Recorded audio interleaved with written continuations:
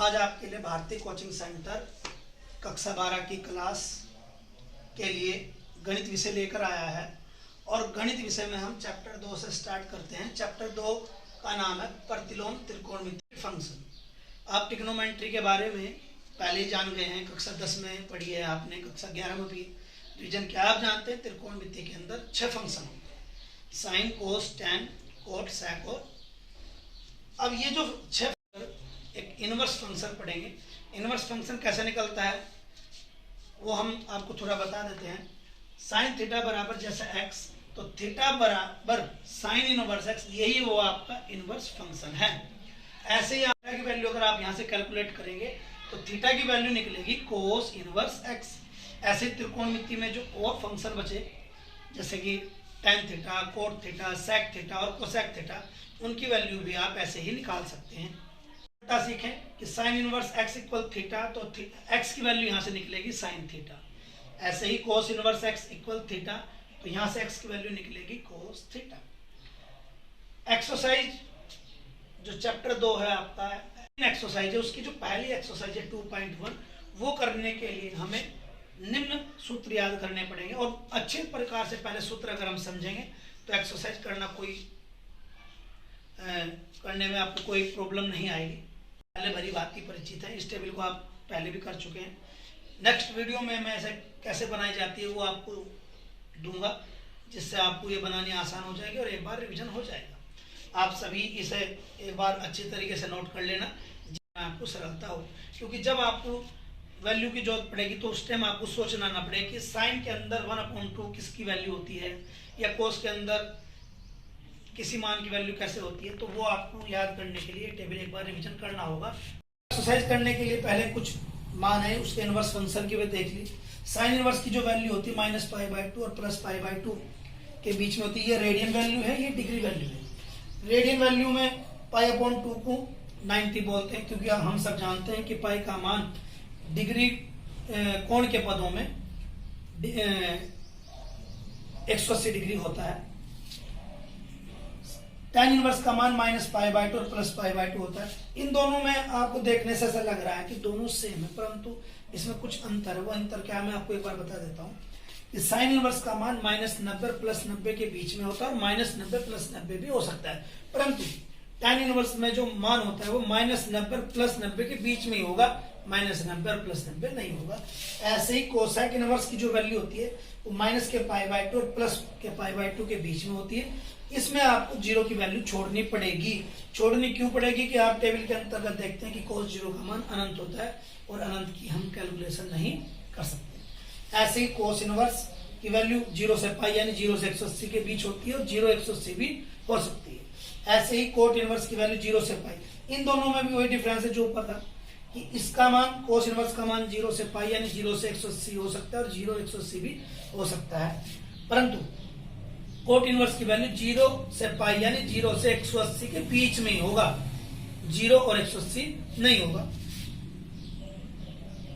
क्योंकि आप देखते हैं कि कोट इनवर्स कोट की जो 0 की वैल्यू होती है वो अनंत होती है, इसलिए 0 और 180 के बीच में लेंगे, 0 भी लेंगे 180 भी हम नहीं ले सकते। ऐसे सेक इनवर्स की वैल्यू 0 और π यानी 0 से 180 के बीच में होगी, उसमें से आपको 90 वाला मान छोड़ना पड़ेगा, क्योंकि हम सब देखते हैं कि सेक 90 का मान भी अनंत होगा, जिसकी हम कैलकुलेशन नहीं कर सकते, हमें वो मान छोड़ना पड़ेगा। जब भी एक्सरसाइज के अंतर्गत आपके क्वेश्चन आएंगे और उनमें आप देखेंगे कि एंगल माइनस में है, तो इन्हें सोल्व करने के लिए हमें 6 मान याद करने पड़ेंगे। इन्हें याद करना कोई भारी काम नहीं है, उसका हमने आसान बनाने के लिए ऐसे लिख रखे हैं कि 3 वैल्यू एक जैसी है और 3 एक जैसी। अगर आप एक याद कर लेंगे तो साइन इनवर्स याद होने के बाद टैन इनवर्स और कोसेक इनवर्स स्वयं याद हो जाएंगे। साइन इनवर्स, टैन इनवर्स और कोसेक इनवर्स में जो माइनस की अगर अंदर वैल्यू है तो आप शुरू में ही स्टार्टिंग में क्वेश्चन जब करेंगे तुरंत ही आपको वो माइनस बाहर ले जाना पड़ेगा, जैसे मैंने क्वेश्चन किया हुआ है, आप चेक करें।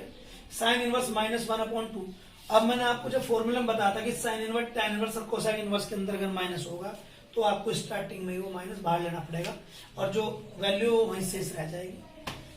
अभी इसको समझाने से पहले मैं ये क्लियर कर दूं आपके। ऐसे कोस इनवर्स, कोट इनवर्स और सेक इनवर्स, इनके अंतर्गत जब भी माइनस की वैल्यू आओगी तो आपको pi minus cos inverse x या pi minus cot inverse x या पाई माइनस सेक इनवर्स वाला फॉर्मूला यूज करना होगा।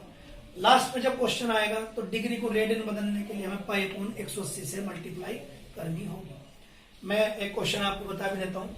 साइन इनवर्स -1/2, जैसे कि हमने देखा था कि साइन इनवर्स के अंदर माइनस की वैल्यू अगर होगी तो माइनस को हम स्टार्टिंग में बाहर लेंगे, वो मैंने ले लिया। माइनस जब बाहर आएगा तो साइन इनवर्स 1/2।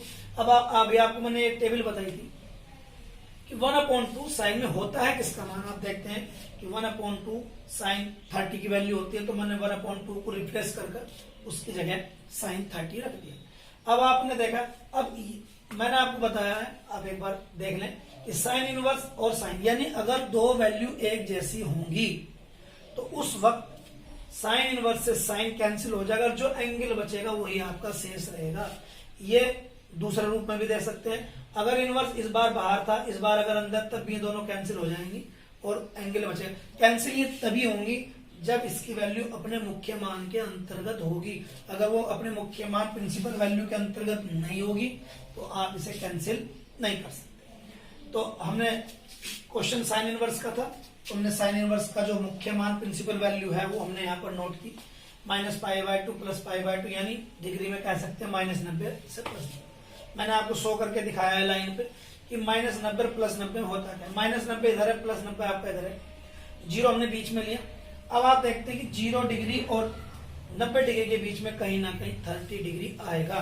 तो अब आपने देखा कि -90 + 90 के बीच में 30 डिग्री है, तो हमने तुरंत साइन इनवर्स और साइन को कैंसिल कर देंगे।